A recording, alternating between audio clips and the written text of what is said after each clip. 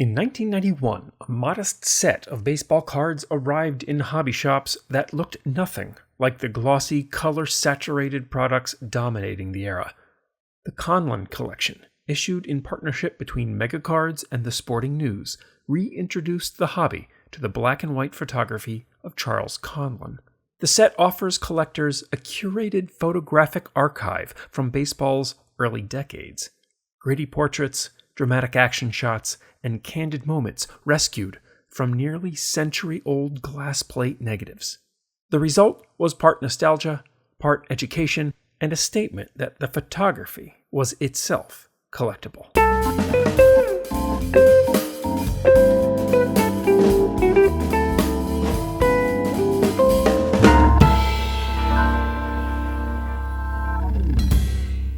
To understand the appeal of the 1991 set, you need to know Charles Conlon.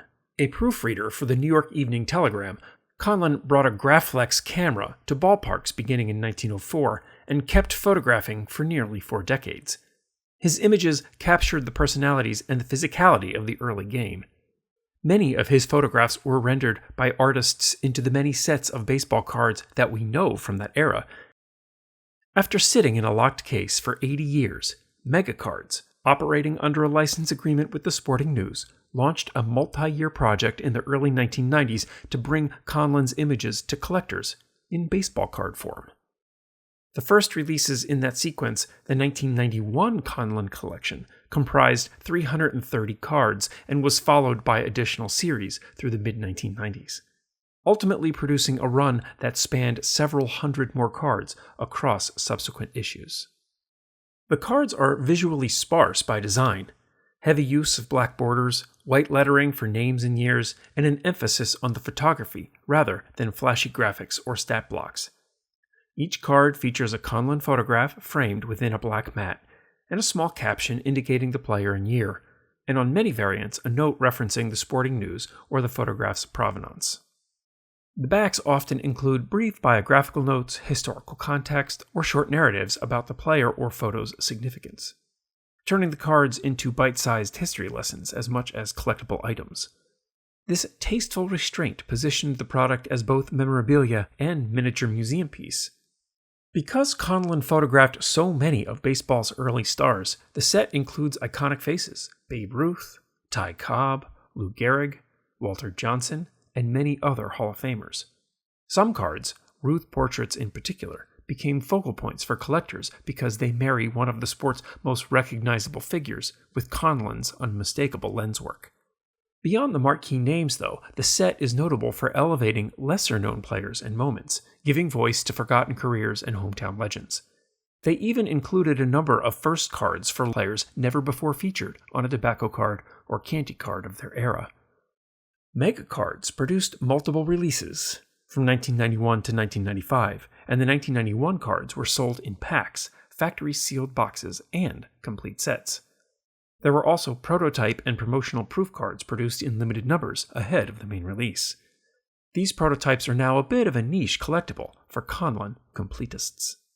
Overall, they were produced in reasonably large quantities and are still widely available. A complete sealed set will set you back about $25, or just about the same price as a sealed 1991 Topps set. Junk wax gonna junk wax. You can get a complete Conlon collection, all of the Conlon cards from 1991 to 1996, for about $80. For many collectors like me, the point is not the monetary value, but assembling a photographic archive of players who didn't otherwise get cards, completing my team sets along the way.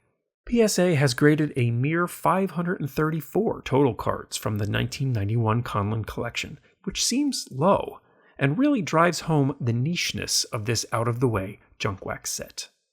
Longtime viewers of this channel know I love cards that help memorialize special events and awards, like perfect games and no-hitters, MVPs, batting titles, and the like. The Conlon Collection scratches that itch in my albums with cards celebrating Grover Cleveland Alexander's pitching Triple Crown of 1915 and 1916. Yep, Old Pete won back-to-back National League pitching Triple Crowns with the Phillies, and there's a card to celebrate it. There's a card for Chuck Klein's batting Triple Crown of 1933 and his All-Star nod of 1934. But the small stuff is in there too, like a card celebrating Walter Holke's unassisted triple play at the end of the 1923 season. I absolutely love the first card subset, featuring players like Jim Bevan in 1935, the only year he played in the majors. Then there's Dutch Ulrich from the 1925 team. He played for 3 seasons, 1925 through 1927, a time where there just wasn't a host of baseball card issues. He was a good pitcher, but caught pneumonia and died. One of those crazy stories from the early days before penicillin. Dick Atreyu got a card too. He was the first baseman on the 1927 team with Dutch Ulrich, a dismal team that lost over 100 games. There's a first card of Johnny Couch as well, who played for the Reds and the Phillies over 5 seasons. Since there were so few baseball card sets issued in the 1920s, many of the players who did get cards may have had only 1 or 2, so the Conlons offer a host of players not otherwise featured with a particular team. In the Conlon Collection exists the only Phillies card of Heine Sand, Hal Carlson, Freddie Leach, Fresco Thompson, Barney Freiberg, Al Todd, and Roy Hughes. For team set collectors, this set fills holes that can't otherwise be filled from any era. And at 35 years old now, the Conlons are becoming vintage cards in their own right. They're junk wax, but they're not, you know? The 1991 Conlon Collection occupies a modest but meaningful corner of the card hobby. It's not aimed at the speculative investor seeking the next rookie explosion. Gem Mint 10s don't mean much. Instead, it's curated for the eyes that love the detail, the scratch of the leather, the crowd in the background, the moment before and the moment after the play.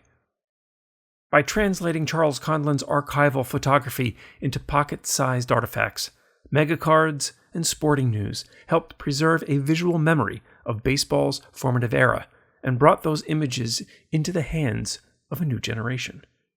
For anyone who values the intersection of sport, photography, and history, the Conlon Collection of 1991 remains a rewarding and eminently approachable collecting pursuit.